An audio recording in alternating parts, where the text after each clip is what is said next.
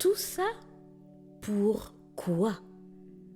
Cher ami, cette question, beaucoup la repoussent parce qu'elle dérange. Elle force à s'arrêter, à regarder sa vie sans filtre, sans décor, sans excuse. Et ça, c'est inconfortable. Et pourtant, c'est précisément là que commence toute transformation. Le sentiment de vide ne surgit pas par hasard. Il arrive quand la vie que vous vivez ne correspond plus à la personne que vous êtes devenue. Cher ami, nous changeons. Vous changez, il change. Et ça, ce n'est pas un échec, c'est une évolution. Vous n'êtes pas en train de perdre pied, vous êtes en train de changer de sol. Vous voyez la nuance? Vous savez, on nous a appris à construire nos vies autour de choses concrètes. La carrière, l'argent, la stabilité, la sécurité. Et oui, tout cela est important, bien sûr. Mais quand ces piliers deviennent l'unique centre de gravité, eh bien, quelque chose se déséquilibre. Parce que l'être humain n'a pas seulement besoin de confort, il a besoin de sens. Vous avez besoin de sens. Nous avons besoin de sens. Et le sens, c'est subtil. Ça ne s'achète pas, ça ne s'impose pas, ça se découvre. Et souvent, ça ne vient pas d'un grand moment. Ça vient d'un réalignement progressif, presque silencieux et souvent ô combien inconfortable. La difficulté, c'est qu'on ne nous a jamais appris à chercher du sens. On nous a appris à atteindre des objectifs. Alors, on devient très bon pour faire, pour produire, pour performer, mais très maladroit pour ressentir, pour écouter, pour se demander ce qui compte vraiment. N'est-ce pas, cher ami? Vous pouvez remplir votre agenda, mais pas votre cœur. Vous pouvez remplir votre compte bancaire, mais pas votre sentiment d'accomplissement. Et quand ce décalage devient trop grand, eh bien, le vide apparaît. Et ce vide n'est pas une punition, c'est une invitation. Une invitation à revenir vers vous. Le problème, c'est que face à ce vide, on cherche des solutions rapides. On se dit, ah, il faut que je trouve ma passion, il faut que je change de travail, il faut que j'aille bien, il faut que... Vous voyez? Mais ce réflexe de tout bouleverser, c'est souvent une fuite déguisée. Oui, appelons un chat, miaou. Le sens ne se trouve pas dans un grand geste soudain. Il se construit dans les petites décisions répétées. Voyez votre vie comme un jardin. Si vous le négligez longtemps, vous n'avez pas besoin de tout raser. Il vous faut arracher une mauvaise herbe à la fois, de planter une nouvelle graine, d'arroser régulièrement. Vous voyez? Eh bien, le sens fonctionne exactement de la même manière. Alors, au lieu de chercher une révolution, cherchez une direction. Et pour ça, il faut commencer par quelque chose de très simple. Enfin, simple, mais assez difficile. Il faut l'avouer.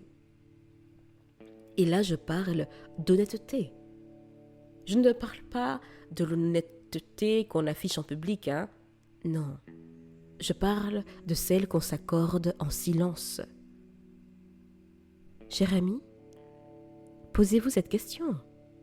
Qu'est-ce qui me fatigue vraiment?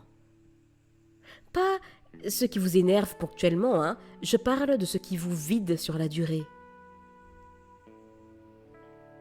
Et puis, qu'est-ce qui me nourrit vraiment? Ce qui vous donne de l'énergie, même discrètement. Le sens ne vient pas de ce que vous faites parfaitement, il vient de ce que vous mettez en mouvement, de ce qui vous met en mouvement intérieurement. Et souvent, ce ne sont pas des choses spectaculaires, hein.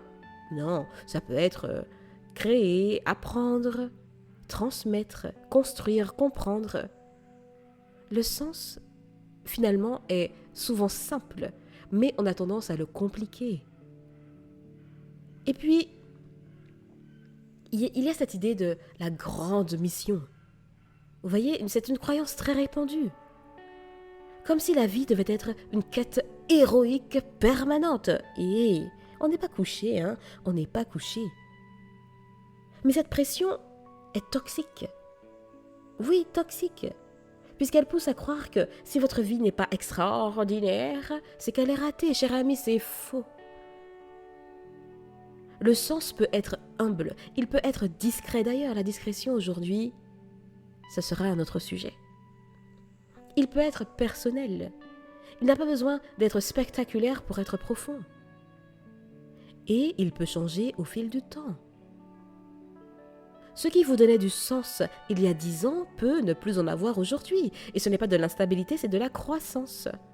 Vous avez le droit d'évoluer, vous avez le droit de changer de direction. Vous avez le droit de ne plus vouloir ce que vous vouliez avant.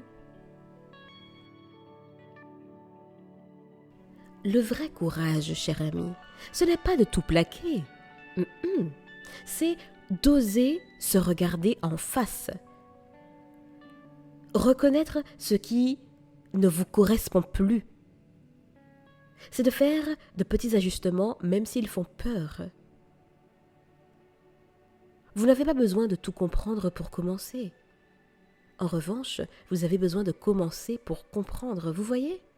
Et si aujourd'hui vous n'avez aucune idée de ce qui pourrait vous donner du sens, eh bien commencez par la curiosité, puisque c'est une porte d'entrée vers le sens. Et elle ne demande aucune certitude, juste de l'ouverture. Testez, explorez, approchez-vous de ce qui vous intrigue. Éloignez-vous de ce qui vous épuise.